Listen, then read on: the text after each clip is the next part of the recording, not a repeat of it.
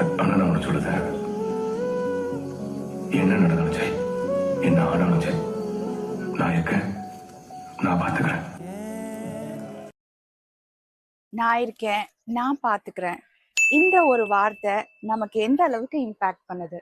நம்ம நினைக்கிறோம் ரிலேஷன்ஷிப்ல நான் இருக்கேன், நான் பாத்துக்கிறேன் அப்படின்ட்டு வார்த்தையா சொன்னாதான் அது ஒர்க் அவுட் ஆகுமா? ஏன் நான் தான் கூடவே இருக்கேனே, அது அவங்களுக்கு புரியாதா அப்படின்னு நம்ம நினைக்கிறோம். ஆனா நம்ம வார்த்தையா சொல்லணும்.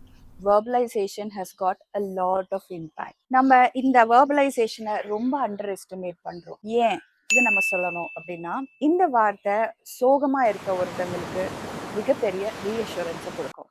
இது பிரச்சனையை வேணா சால்வ் பண்ணாம இருக்கலாம், ஆனா துக்கமா இருக்கவங்க, ரொம்ப குரூஜுவலான ஒரு ப்ராப்ளத்துல இருக்க ஒருத்தவங்களுக்கு இந்த 2 வார்த்தைகள் மிகப்பெரிய ரீஅஷூரன்ஸை கொடுக்கும். இதுதான் பவர் ஆஃப் வெர்பலைசேஷன். இது நம்மளோட ரிலேஷன்ஷிப்ல எமோஷன் கனெக்ஷனையும் ரொம்ப ஸ்ட்ராங் பண்ணும். உங்க மனசுல இருக்க ஃபீலிங்ஸை சொல்லாம நீங்க அப்படியே வச்சுட்டு இருக்கீங்களா?